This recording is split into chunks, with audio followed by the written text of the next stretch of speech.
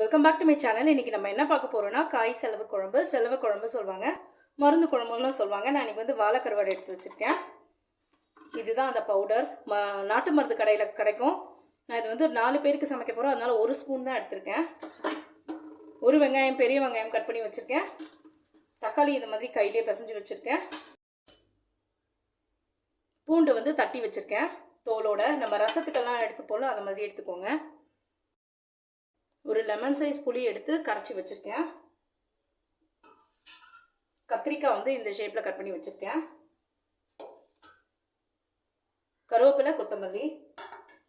இப்போ நம்ம இதை வந்து கருவாடை வந்து கட் பண்ணி வாஷ் பண்ணி எடுத்துக்கலாம். இது ஏற்கனவே சுத்தமாக தான் இருக்குது. நம்ம சும்மா ஒரு பச்சை தண்ணியில் வந்து கழுவி எடுத்துக்கிட்டாலே போதும். ஒரு 3 டைம்ஸ் கழுவினா போதும்.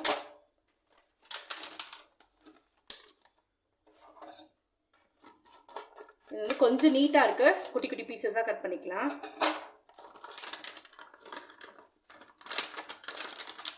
இதை கட் பண்ணிவிட்டு க்ளீன் பண்ணிவிட்டு காமிக்கிறேன். இப்போ இது குழம்புக்கு தேவையான மசாலா ரெடி பண்ணிட்டேன்னா புளி தண்ணி கரைச்சி வச்சுருக்கேன். இதில் இந்த தக்காளி வந்து இது வந்து கையிலேயே ஸ்மாஷ் பண்ணி வச்சுருந்தேன், அதை சேர்த்துக்கிறேன். பூண்டு தட்டி வச்சுருந்தேன்னா அதையும் சேர்த்துக்கிறேன். கத்திரிக்காய் வந்து இந்த ஷேப்பில் கட் பண்ணி வச்சுருந்தேன், அதையும் சேர்த்துக்கிறேன்.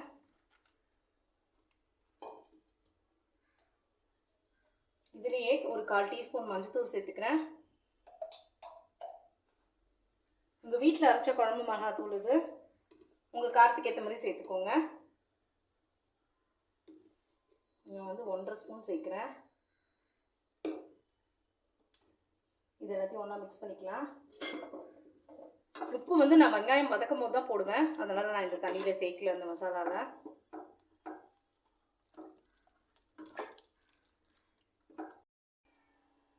இப்போ இதில் எடுத்து வச்சுருந்த கருவேப்பிலை,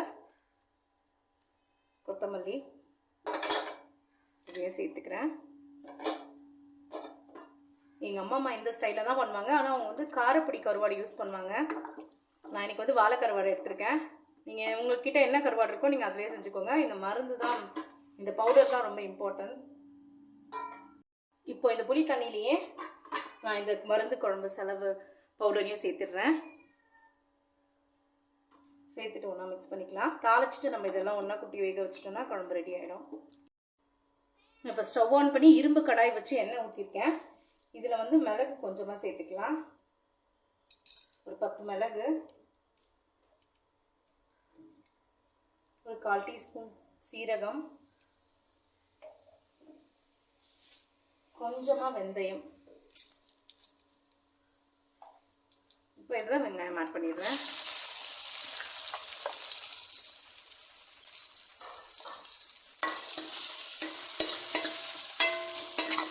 இப்போது இந்த வெங்காயம் வதங்கிறதுக்காகவும் இந்த குழம்புக்கு தேவையான அளவு கல்லுப்பு இப்போவே சேர்த்துடுறேன்.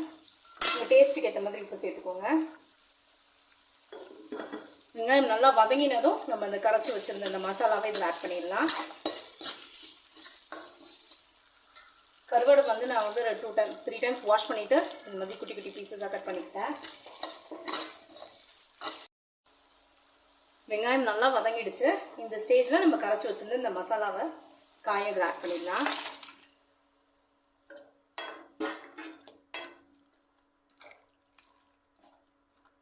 இன்னும் கொஞ்சம் தண்ணி சேர்த்துக்கலாம். உங்களுக்கு எவ்வளோ தண்ணி வேணுமோ அவ்வளோ தண்ணி சேர்த்துக்கோங்க. இது நல்லா கொதி வந்து பச்சை வாசனை போனதும் கருவாடை சேர்த்துடலாம். குழம்பு நல்லா கொதிக்குது, கத்திரிக்காய் வந்துருச்சு, எண்ணெய் பிரிஞ்சு வந்துருச்சு பாருங்கள். இந்த ஸ்டேஜில் நம்ம கருவாடை ஆட் பண்ணிடலாம். வாழை கருவாடு நல்லா வெந்துருச்சு. இப்போ குழம்பு ஆஃப் பண்ணிடலாம். ரொம்பவே டேஸ்டியான ஹெல்த்தியான காய் செலவு குழம்பு மருந்து குழம்பு எப்படி வேணால் சொல்லலாம், ரெடி ஆகிடுச்சு. எங்கள் அம்மா இந்த ஸ்டைலில் தான் பண்ணுவாங்க. அவங்க வந்து நாட்டு மருந்து கடையில் அதை வாங்கி அரைப்பாங்க, எல்லாத்தையும் அம்மியில் அரைப்பாங்க. நான் இன்றைக்கி வந்து ரெடிமேடாக அப்படியே வாங்கிட்டு வந்து அந்த பவுடரை சேர்த்துருக்கேன். கீழே டிஸ்கிரிப்ஷனில் நான் என்னென்ன இன்க்ரீடியன்ட்ஸ் ஆட் பண்ணுவாங்க அந்த மருந்து குழம்பு அந்த பவுடருக்குன்றதை நான் கொடுக்குறேன். மந்த்லி ஒன்ஸ் இதை சமைச்சு சாப்பிட்டீங்கன்னா ஃபீட் பண்ணுற மதருக்கு மட்டும் இல்லை, எல்லாருக்குமே ரொம்பவே டேஸ்டியான ஹெல்த்தியான காய் செலவு குழம்பு ரெடி ஆகிடுச்சு. நீங்களும் ட்ரை பண்ணி பாருங்கள். இந்த வீடியோ பிடிச்சிருந்தா லைக் பண்ணுங்கள், ஷேர் பண்ணுங்கள், சப்ஸ்கிரைப் பண்ணுங்கள். தேங்க்யூ.